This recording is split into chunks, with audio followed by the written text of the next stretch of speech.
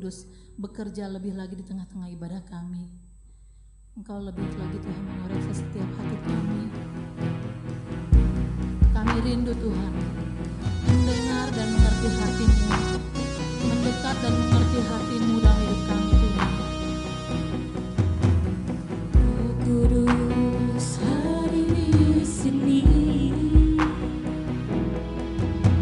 di balik yang sedawan dan suci. Ku rindu mendekat, mengerti hati-Mu, berjalan dalam kehendak-Mu.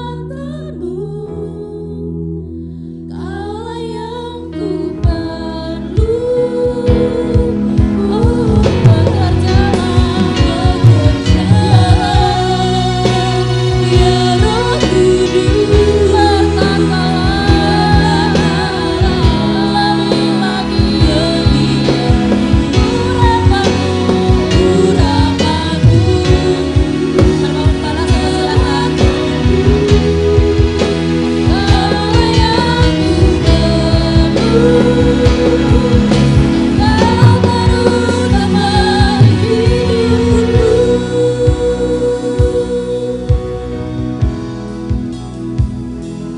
Kudus, bekerjalah. Urapanmu, lawatanmu itulah yang ku perlu. Terima kasih Bapa di surga buat setiap kebaikan Tuhan hari lepas hari. Bahkan hingga pada saat ini kami boleh menikmati hadirat Tuhan, memuji memuliakan nama Tuhan. Sampaikan pesan-pesan-Mu Tuhan Yesus. Hati kami siap menerima berkat firman-Mu. Dalam nama Tuhan Yesus, haleluya. Amin. Shalom, salam sehat semua, puji Tuhan. Silakan duduk, tetap semangat, amin.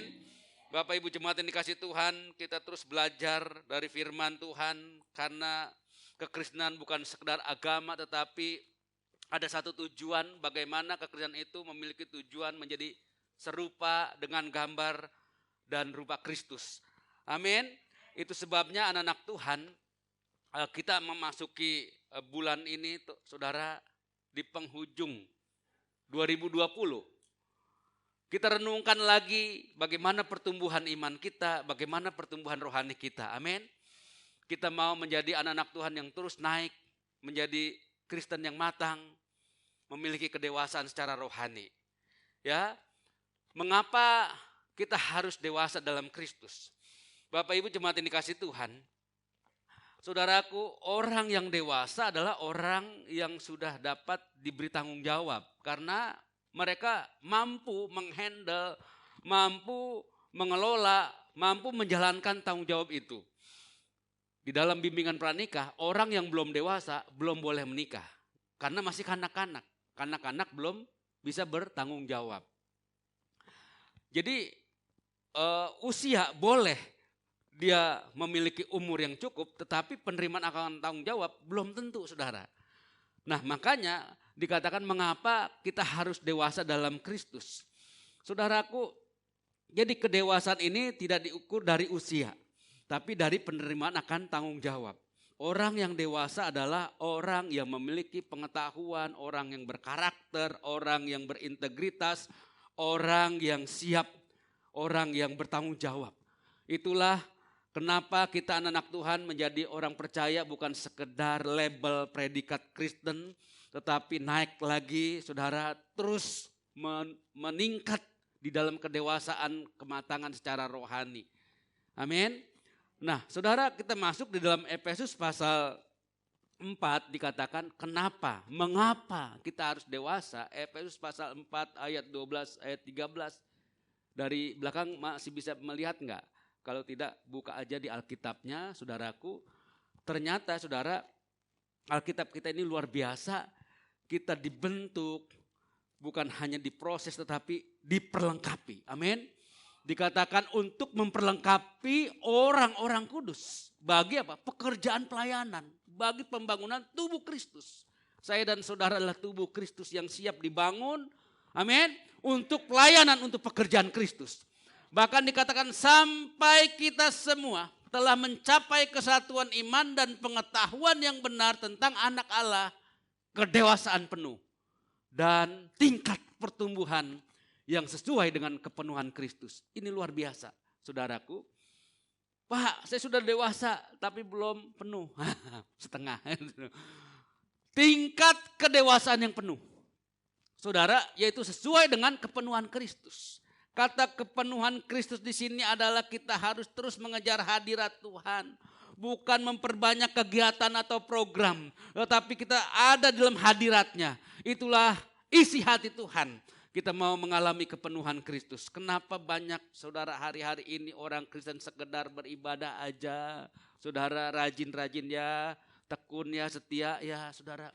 Ternyata Tuhan memiliki tujuan yang lain. Saudaraku, karena Tuhan menginginkan kita terus naik ke level yang lebih tinggi lagi. Kita lihat di PowerPoint berikutnya, saudara. Kita bicara tentang bagaimana Tuhan menginginkan orang-orang hidup di dalam kedewasaan dalam Kristus. Ada tujuannya, saudara. Keserupaan dengan Kristus di dalam karakter. Allah telah membeli dengan darahnya yang mahal, saudara.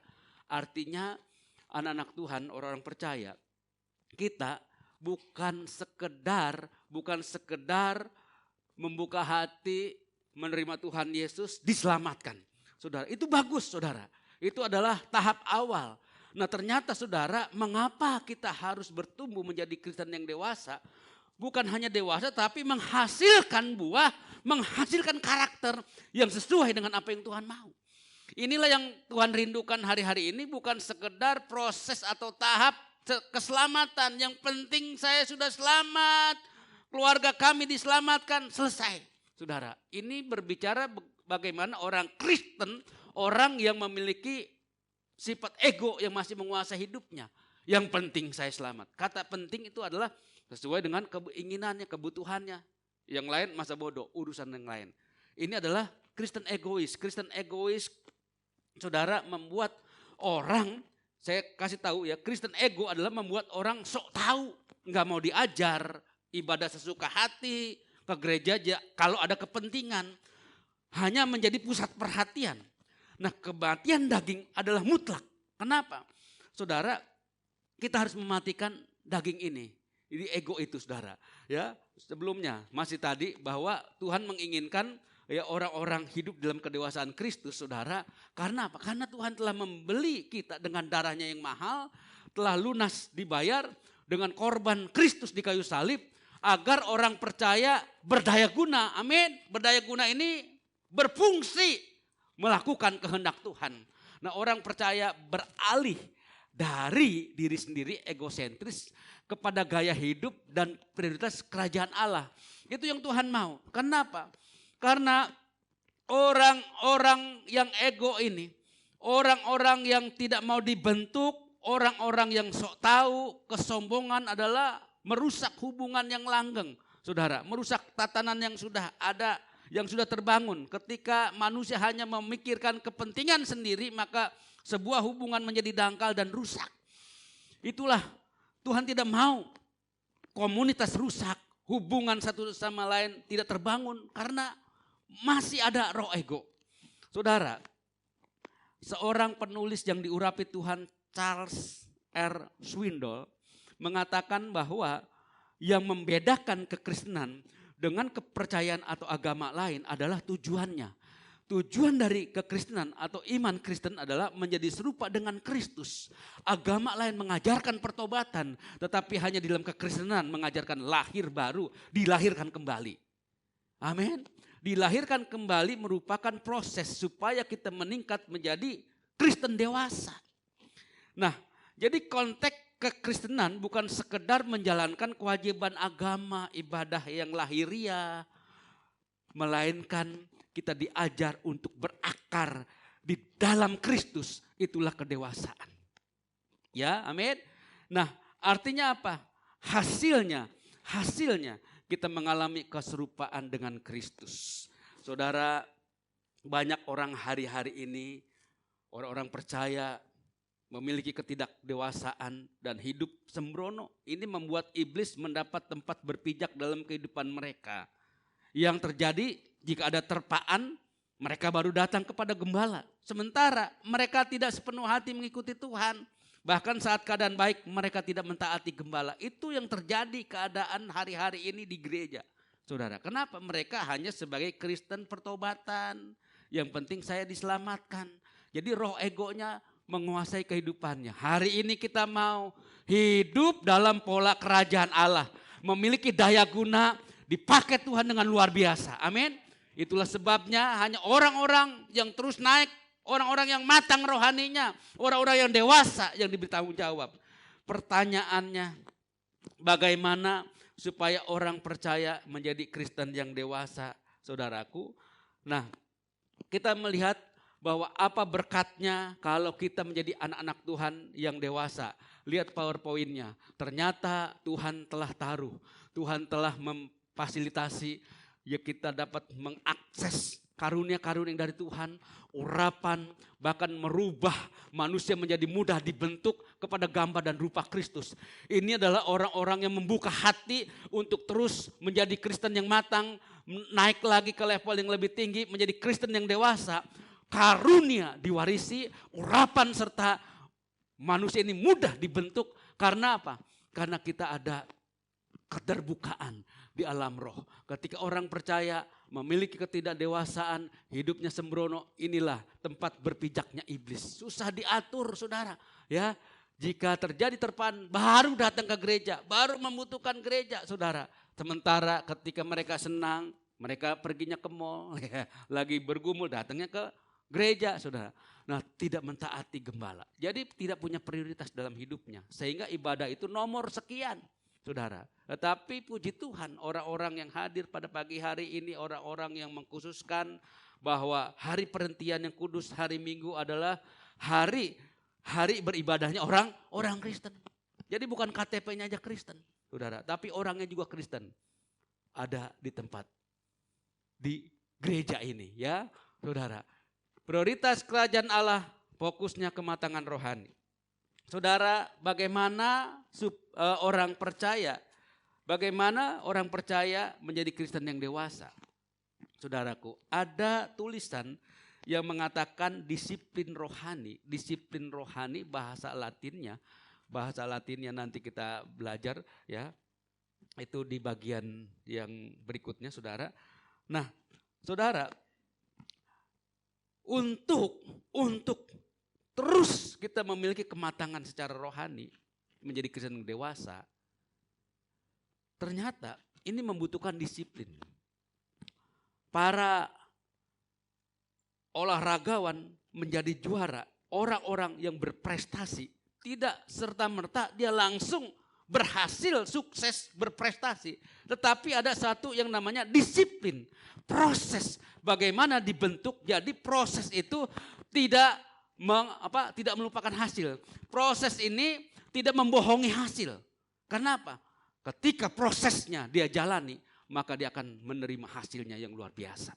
Saudara, demikian juga kekristenan, kerohanian, ketika kita masuk dalam suatu proses pendisiplinan, maka hasilnya pun akan nyata, saudara. Ya, saudaraku, inilah yang dikatakan disiplin, saudara. Nah, kita melihat di dalam 1 Korintus pasal 3 ayat 1. Dan aku saudara-saudara pada waktu itu tidak dapat berbicara dengan kamu seperti dengan manusia rohani, tetapi hanya dengan manusia duniawi yang belum dewasa dalam Kristus. Saudara, ketika kita berbicara tentang rohani, ketika kita berbicara tentang pelayanan pekerjaan Tuhan, dengan orang yang belum dewasa, itu kagak nyambung, saudara. Kenapa? Oh, karena mereka lemah. Wawasan secara Alkitabiah lemah sekali. Banyak anak-anak di zaman now, saudara, itu cerdas-cerdas. Tetapi kecerdasan spiritualnya lemah. Karena apa? Jago dia, jago bercanda, jago ngelaba, ya, jago main gamer. Hari-hari ini kita dihebohkan seorang gamer atlet gamer, ya. Enggak taunya atlet gamer, 22 miliar hilang katanya saudara. Saudaraku, banyak orang berintelektual, berpengetahuan, tetapi secara spiritual lemah. Makanya dikatakan aku saudara-saudara pada waktu itu tidak dapat berbicara dengan kamu seperti dengan manusia rohani. Enggak nyambung. Banyak gereja hari ini hanya ngajarin, hanya menyapa ke gereja ya hari Minggu. Cuma itu doang. Setia aja ya, rajin berdoa ya. Masalah-masalah dasar masih diingatkan. Kalau kita anak-anak Tuhan, masalah ibadah nggak perlu lagi diingatkan. Kalau kita anak Tuhan yang dewasa, masalah doa itu nggak perlu diajarin lagi. Karena secara sendirinya itu sudah menjadi gaya hidup orang percaya. Amin. Saudara, kita bersyukur ini tempat kita beribadah, kita harus punya rasa memiliki gereja ini. Sehingga ketika mungkin para staf di sini tidak mengingatkan, saudara juga sudah hadir. Kenapa? Di dalam PSBB ini masih diingatkan. Kan kita atur kursinya terbatas. Makanya perlu diingatkan, saudara. Supaya diatur kursinya. Nanti ketika sudah tidak ada PSBB, kewajiban seperti beribadah. Itu gak perlu diteleponin, di WA-in. kami ini masih mau memiliki fungsi sebagai penggembalaan ketika zamannya SMS, setiap hari Sabtu kita SMS-in data jemaat kita, buka kita SMS-in, saudara. Tahu nggak jawabannya? Ya, udah tahu. Gitu, saudara. Bapak Ibu nanti minggu ibadah ya? Iya, udah tahu. Gitu, saudara. Gembala digituin. Tapi di sini nggak ada. Nah, artinya begini, saudara. Ya, kewajiban agama, beribadah, berdoa itu nggak perlu lagi diajar, diingetin. Kita harus sudah naik ke level yang lebih tinggi lagi. Ya Pak Teja ya? Ya. Nanti doa, nanti enggak gitu kan ya. Siap, semangat ya. Ya. Bilang begini, kasih tahu kiri kanannya. Mungkin kejauhan Pak. Nah saudara, kenapa Alkitab ini menulis dan aku katanya tidak dapat berbicara dengan kamu seperti dengan manusia rohani. Tetapi hanya dengan manusia duniawi yang belum dewasa dalam Kristus. Ketika diajar kebenaran, diajarkan nilai-nilai atau pola kerajaan Allah, galakan dia. Itulah yang dikatakan seperti manusia duniawi. Orang dunia bohong, dia ikut bohong. Orang dunia melakukan hal-hal yang tidak berkenan, dia ikut lakukan juga. Itu namanya manusia duniawi. Kenapa? Karena dia seperti bunglon. Di gereja, haleluya. Di luar dia, itu namanya bunglon. Nah saudara, ini bicara bagaimana kita harusnya anak-anak Tuhan betul-betul bukan hanya dihimbau, bukan hanya lagi diajar rajin berdoa, rajin ibadah, saudara, tetapi kita harus terus memiliki nilai-nilai sampai kita dapat mencapai kedewasaan rohani yang lebih matang, iman yang stabil, sehingga tidak mudah diombang-ambing angin pengajaran. Ini yang Tuhan mau. Amin.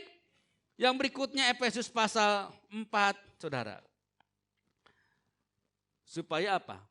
Sampai kita semua telah mencapai kesatuan iman, pengetahuan yang benar tentang anak Allah, kedewasaan penuh, tingkat pertumbuhan yang sesuai dengan kepenuhan Kristus, bukan untuk prestis, bukannya prestasi ya, bukan prestis. Prestis itu kepentingan pribadi, namun ini memperlengkapi orang percaya. Ayat ini bukan untuk ditujukan kepada orang per orang, tetapi semua orang percaya untuk mencapai tingkat kepenuhan dalam Kristus. Bukan prestis, bukan kepentingan pribadi. Supaya kita dapat mengalahkan ego, menyalipkan kedagingan kita. Agar kita semakin bertumbuh dalam Tuhan. Ini tujuannya, saudara. Ya, nah bagaimana caranya? Nah kita masuk di dalam disiplin. Kata disiplin artinya, saudara, di dalam bahasa Latinnya, tulisannya apa itu? Tulisannya discere. Discare, ya, belajar. Lalu bahasa yang berikutnya disiplina. Nah, artinya pengajaran atau pelatihan. Lalu bahasa Inggrisnya Pak Edi ya di belakang tuh disciple, ya disciple. Ada discipleship. Ya. Jadi disciple itu adalah murid. Murid adalah orang yang menjadi pengikut. Mengikuti ajaran, mengikuti teladan dari gurunya, saudara. Nah siapa yang kita ikuti? Yaitu Tuhan Yesus, amin. Jadi dalam hidup ini, saudara, yang kita ikuti bukan tokoh-tokoh agama tertentu. Tetapi kita melihat kepada kebenaran firman Tuhan bahwa Kristus datang ke dalam dunia ini.